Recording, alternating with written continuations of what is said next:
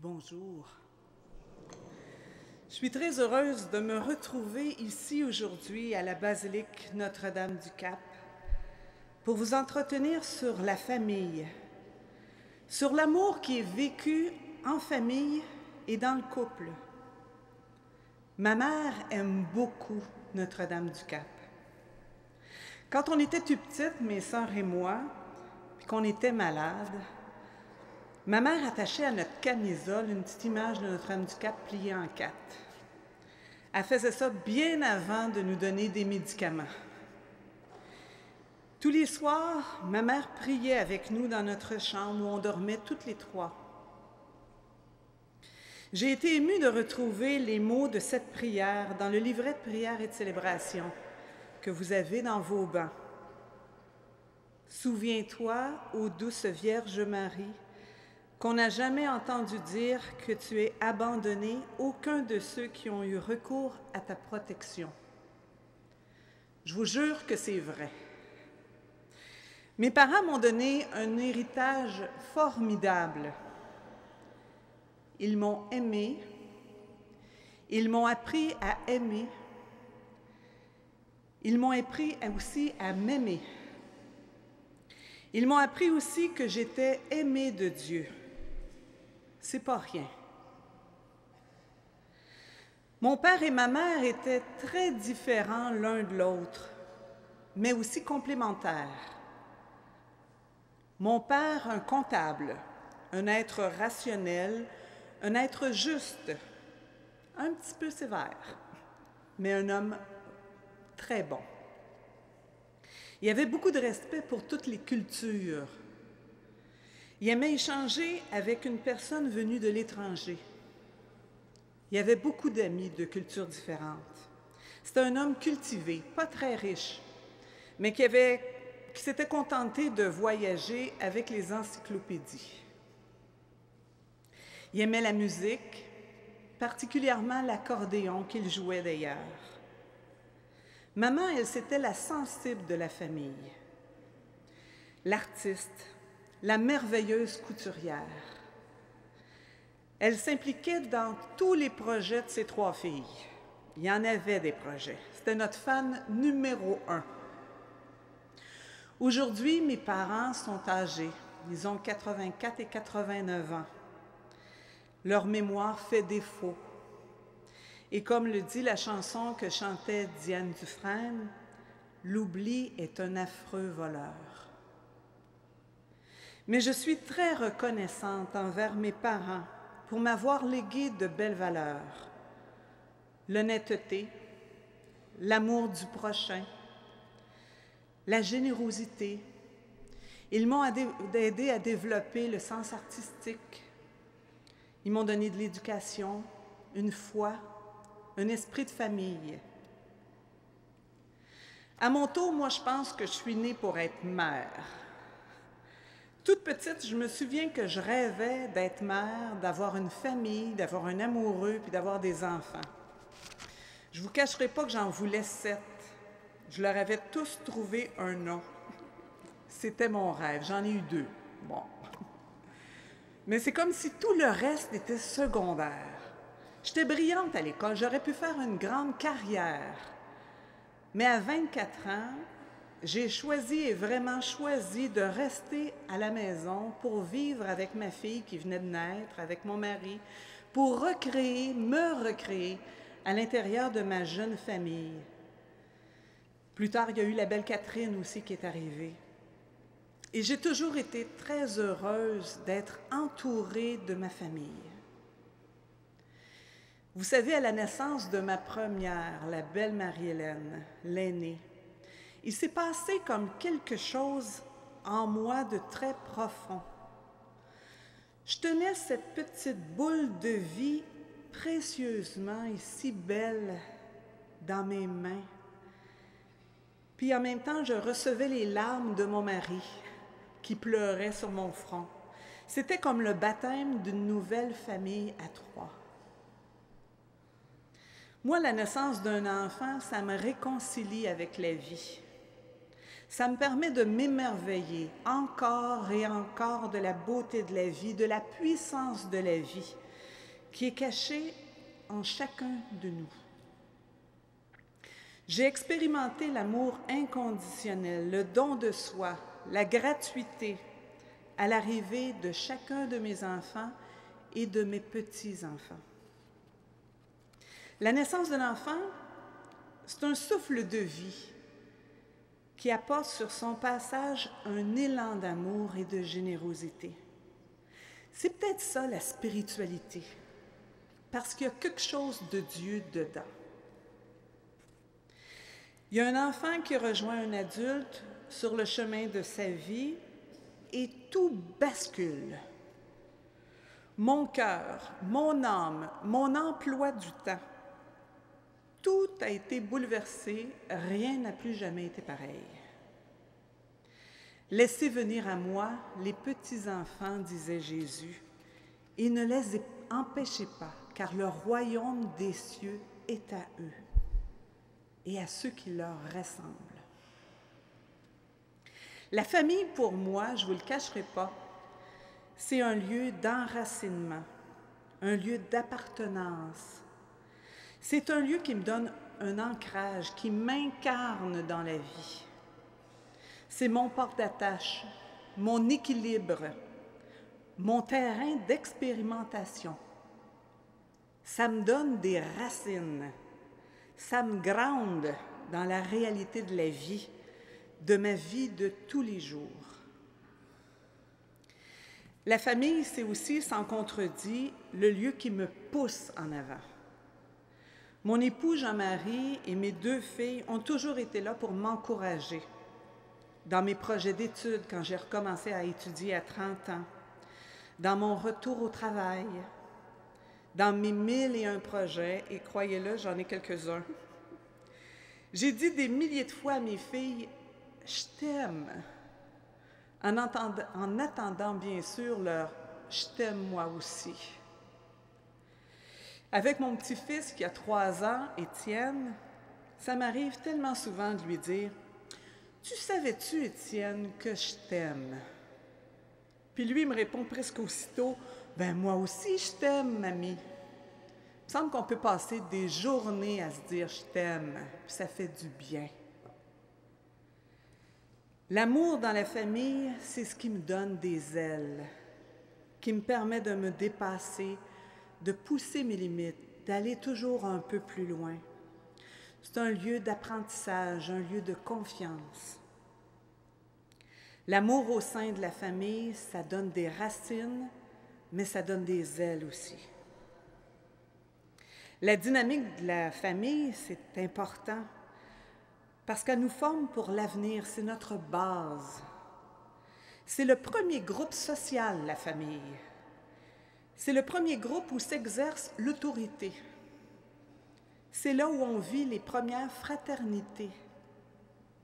C'est là où on apprend le partage, la solidarité, le pardon, le respect des règles, le respect des personnes. C'est le lieu où, au centre de tout, on découvre un amour inconditionnel. La vie de famille, c'est un long parcours où il y a des routes qui se croisent, où il y a des personnes qui vont franchir ensemble des étapes, chacun à leur façon, à leur rythme, les grandes étapes de l'existence. Pour les parents, comme pour tous les membres de la famille, le chemin à parcourir, ça consiste aussi à remplir des défis, à avoir des responsabilités, à avoir des défis à relever, à avoir des liens à conserver, à avoir des départs à vivre, des retrouvailles,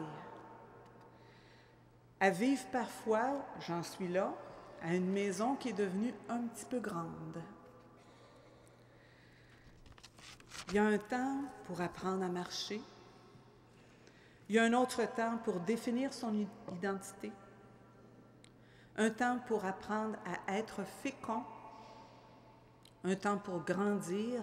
Un temps pour construire. Un temps pour s'éprouver dans la famille aussi.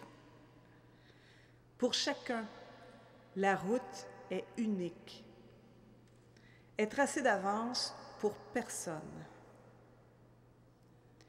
Mais la famille a aussi son lot d'épreuves. Rien n'est gagné d'avance malgré la meilleure des volontés. Le rêve d'une belle famille où se vit plein d'amour, d'harmonie, de tendresse, de partage, de solidarité, c'est des fois un peu loin de la réalité. Par exemple, un couple qui ne réussit plus à communiquer sainement. Tranquillement, les relations s'effritent, l'amour disparaît peu à peu. La tension familiale est palpable. On pourrait couper l'air au couteau. Parfois, malgré tous les efforts de réconciliation, la famille éclate. Michel a 7 frères et sœurs. Leur père a un problème de consommation. La mère, elle, se retire dans sa bulle, comme pour se protéger. C'est comme si la famille avait perdu son chef. Et tranquillement, elle s'étiole. On ne mange plus à la même heure. Les jeunes adolescents décrochent l'école, essaient de trouver dans le travail une raison de vivre, tentent de se recréer un univers. Ça ne fonctionne plus. Luc et Lise ont un enfant sévèrement handicapé. Lise, elle a vu le confier à personne d'autre qu'elle. C'est elle sa mère, c'est elle qui va en prendre soin. Généreusement, elle lui donne tout son temps, tout son amour, toute son affection. Mais Luc, lui, à la naissance de leur enfant, il s'est refermé sur lui-même. Il y a tellement de misère à accepter que son fils soit handicapé. Il y a tellement de misère à accepter que sa femme ne lui donne plus autant de temps qu'avant. Ça lui fait tellement mal à l'intérieur de lui-même. Après quelques mois, il suffoque, il n'en peut plus, il part. La réalité des familles cache parfois de grosses blessures. On a tous notre lot d'épreuves dans la famille. Et lorsque l'épreuve arrive tout à coup à son point culminant, des fois c'est humainement impossible d'en supporter davantage si on n'a pas d'aide autour de nous. Mais rappelons-nous que Dieu est fidèle à sa parole. Il crée la vie sans cesse et partout. J'en ai été témoin plus d'une fois. La solution n'arrive pas instantanément, ça prend du temps. Dieu, je pense, il n'a pas le même calendrier que nous autres. Mais il faut être capable d'ouvrir son cœur, de laisser tomber ses défenses, de s'en remettre à celui qui, dans bien des cas, est le seul à être capable de faire quelque chose. Ma famille aussi a traversé des épreuves. Et je vous dirais que c'est dans mes racines chrétiennes, transmises par mes parents, que je suis allée puiser l'amour, la compassion, l'ouverture, la foi. Je vous invite à écouter ce récit, extrait de l'Évangile de Jean. Ce récit va être proclamé par Hélène Dufresne-Loyer, une de mes grandes amies, et par moi-même, sous forme de récitatif biblique. Pendant qu'on va s'installer, qu'on va prendre place, je vous invite à fermer les yeux quelques instants, à vous disposer à recevoir cette parole de Dieu dans l'aujourd'hui de votre vie familiale.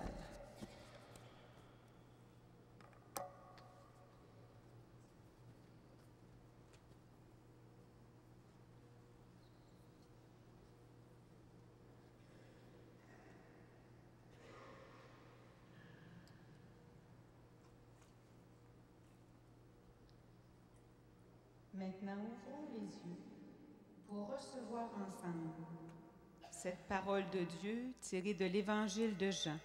au chapitre 8, les versets 1 à 12.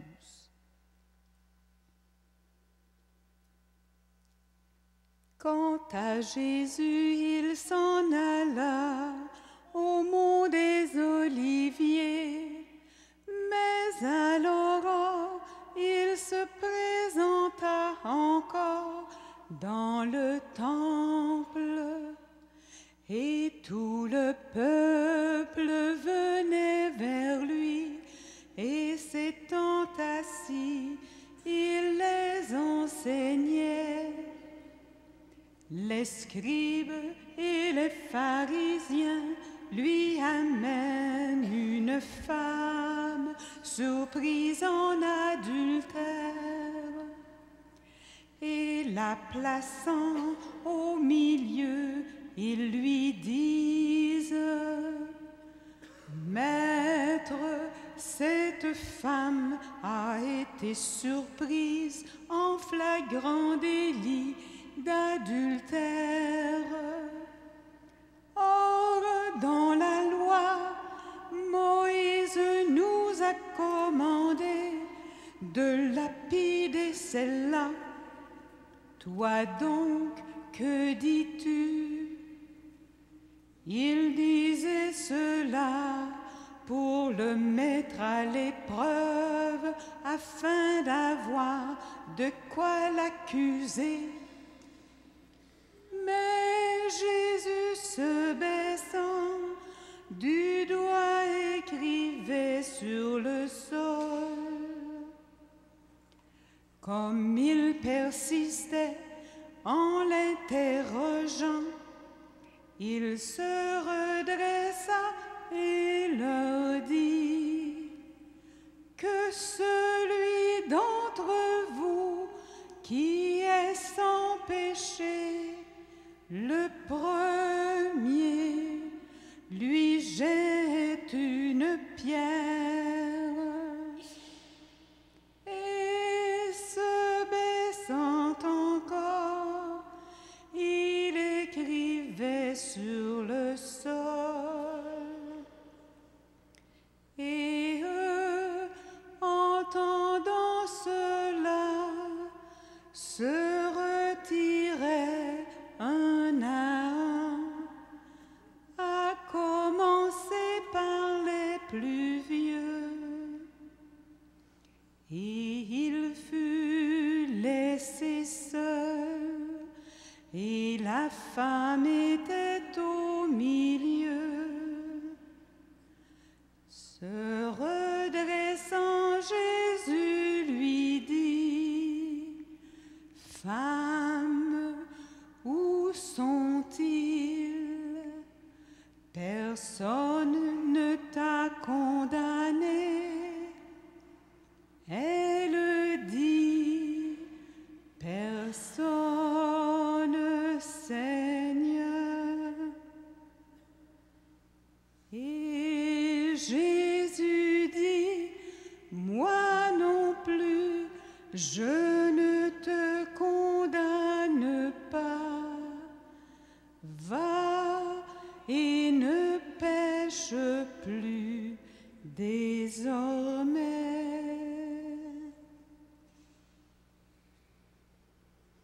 De nouveau donc, Jésus leur parla en disant: Moi, je suis la lumière du monde. Celui qui me suit ne marchera pas dans les ténèbres, mais il aura la lumière de la vie.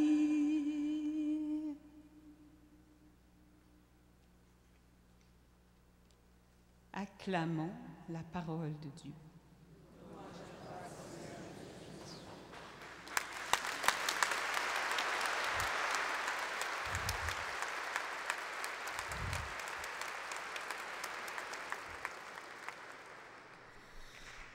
Quelle belle page d'Évangile! J'ai appris beaucoup dans mon rôle de mère à partir de l'attitude de Jésus dans ce récit. Moi, vous savez, j'ai une fille extraordinaire qui s'appelle Catherine, qui m'a donné les 2 plus beaux petits-enfants du monde.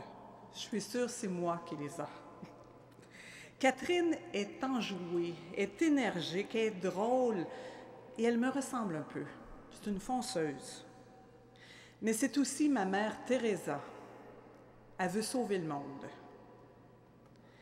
Elle a dans son cœur tellement d'amour et de compassion qu'elle s'épuise parfois au service des autres et elle ne voit que le bien et le beau au sein des personnes qu'elle côtoie.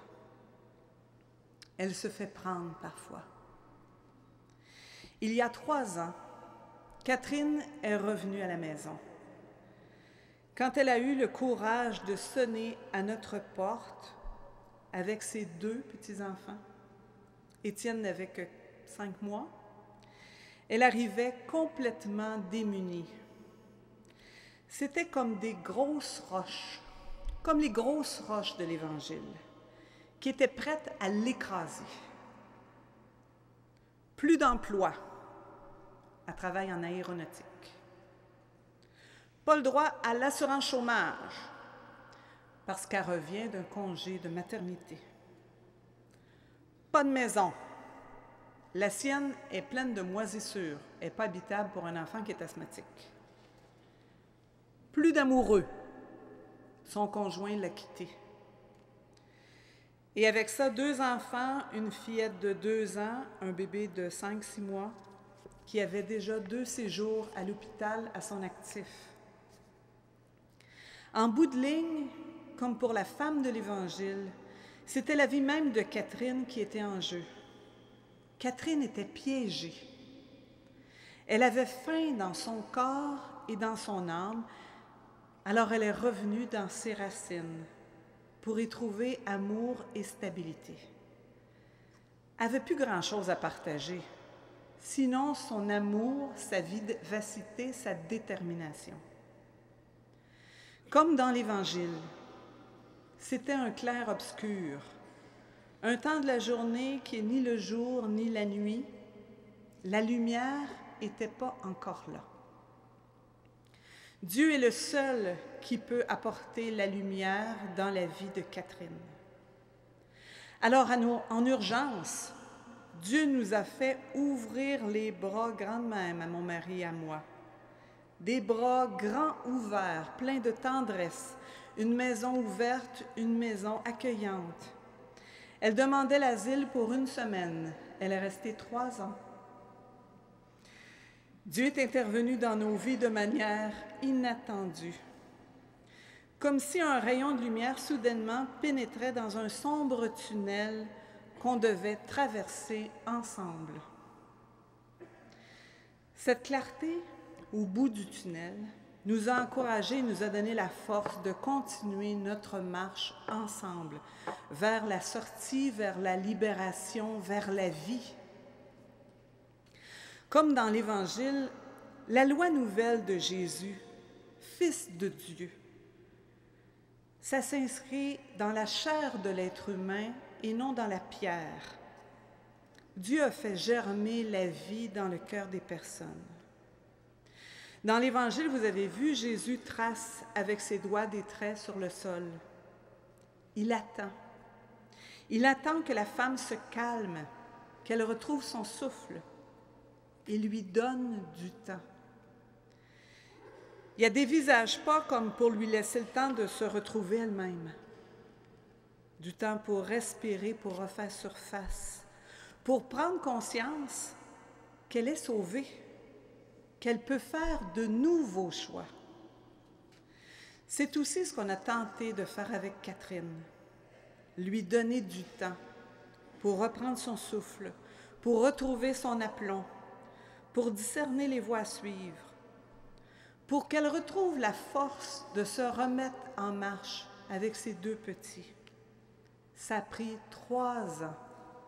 Moi, 3 ans, là, c'est le temps d'une résurrection. Je ne sais pas pour vous si ça dit ça, là, mais 3 ans, moi, c'est résurrection.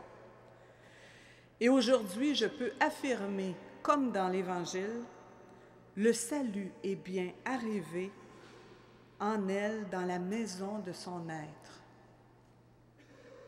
Aujourd'hui, j'entends le Seigneur me dire, « Voici, ta fille est revenue à la vie. » Et j'ajouterais, « Nous aussi. » Mais vous trompez pas. J'ai souffert de la voir souffrir. Ça a été un temps de désert, mais un temps de désert, c'est aussi un temps de purification, un temps de guérison, de conversion et de bénédiction. J'ai côtoyé la vie naissante, le sourire, la joie de mes petits-enfants tous les matins, les bisous, les câlins, ça me manque déjà. Ils sont partis, ça fait 2 semaines. En même temps que l'éclosion libre d'une vie beaucoup plus mature. J'ai appris beaucoup sur moi aussi, sur ma façon d'entrer en relation, sur les valeurs pour lesquelles je me battrais à la vie, à la mort. J'ai appris à aimer inconditionnellement, mais à recevoir aussi gratuitement. Un long cheminement, où il y a eu beaucoup de joie, de la peine, des peines immenses, des questions, mais un amour sans équivoque, un amour étonnant. La famille, ça donne des racines et ça donne des ailes. Mon mari et moi, on est très heureux d'avoir accueilli Catherine, Ariane et Étienne. Vous savez, je suis très fière de ma famille, parce qu'on peut compter les uns sur les autres, parce qu'on s'inquiète les uns des autres, parce qu'on est forts les uns avec les autres, parce qu'il y a de forts liens d'amour entre nous. Pour tous les pères et toutes les mères que nous sommes, pour tous les pères et les mères qui nous ont précédés, et pour tous ceux qui sont en devenir, je vous inviterai à vous lever et à vous laisser bercer par ce chant et à le recevoir comme une prière.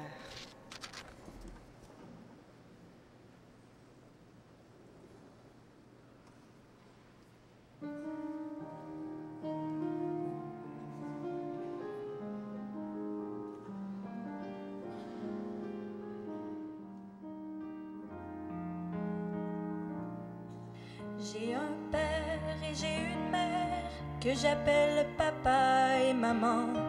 Mais moi, dans mon vocabulaire, ils sont bien plus que mes parents.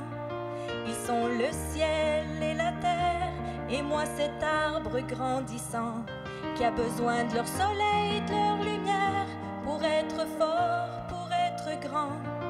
Ils sont la nuit et le jour, et moi le fruit de leur saison. Je porte les couleurs de leur amour, de leur visage et de leur nom. À mon père et ma mère, je n'ai pu faire qu'une chanson pour dire à quel point je suis fière de vous, toute mon admiration. À tous les pères de la terre, à toutes les mères qui entendront ma chanson comme une prière, comme 1000 voix qui disent « Nous vous aimons ».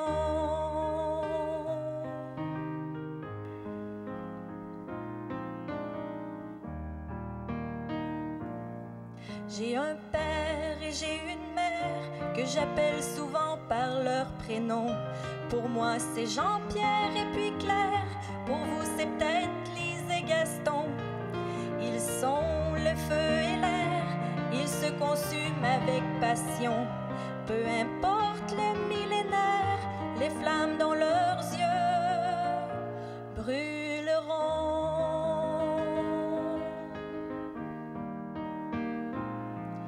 À mon père et ma mère, je n'ai pu faire qu'une chanson pour dire à quel point je suis fière de vous, toute mon admiration. à tous les pères de la terre, à toutes les mères qui entendront ma chanson comme une prière, comme 1000 voix qui disent: nous vous aimons.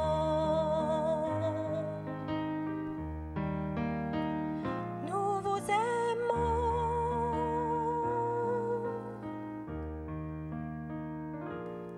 Ils marchent loin de leur jeunesse, bien sûr un jour ils partiront, avec l'espoir comme seule promesse que dans nos cœurs ils reviendront.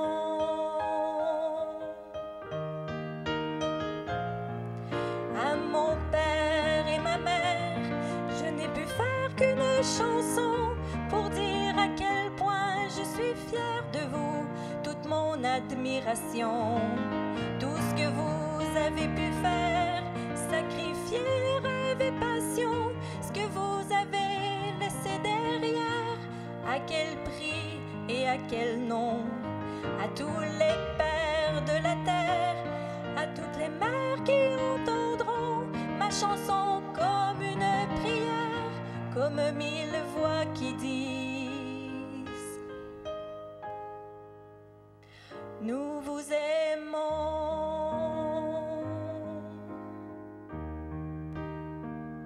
Nous vous aimons.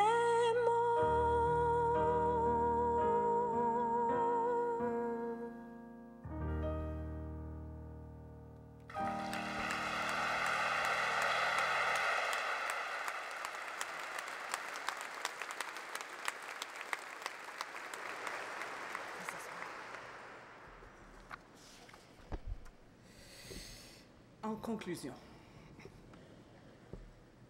les liens familiaux ont toujours été importants pour moi. Mes 2 grands-mères étaient décédées avant que j'atteigne l'âge d'1 an. Alors j'en ai adopté une voisine, qui avait juste l'âge qu'il fallait. Elle tricotait, était toujours heureuse de m'accueillir dans sa maison. Elle m'offrait des bonbons, elle me racontait des histoires, c'était une vraie grand-mère. Je me suis choisi aussi un frère parce que j'ai juste 2 sœurs. Là, j'étais plus vieille, par exemple, quand je l'ai choisi. Un frère, c'est comme plus qu'un ami. On dirait qu'il y a comme le même sang qui coule dans nos veines. On se reconnaît dans ce que l'on porte dans le plus intime de notre être. Notre Dieu, vous savez, le Dieu de Jésus-Christ, c'est un Dieu de relation. Dans l'Évangile de Jean, Jésus disait à ses disciples: « Je vous aime comme le Père m'aime. Demeurez dans mon amour. Et voici mon commandement, aimez-vous les uns les autres comme je vous aime. » L'amour, c'est le lien vital qui scelle l'union entre le Père, le Fils, l'Esprit, les disciples. Qu'il en soit ainsi au sein de vos familles. Nous avons été créés à l'image et à la ressemblance du Dieu famille. Tissons entre nous des liens de paix, des liens d'amour étonnant. En terminant, rappelons-nous comment la création, c'est une merveilleuse maîtresse de vie. Regardez par exemple le papillon. Le papillon va traverser courageusement les cycles de la vie. Alors, tout comme le papillon, la famille aussi traverse des cycles de vie. Elle va traverser des passages, des conversions, des remises en question, des réadaptations, des renaissances.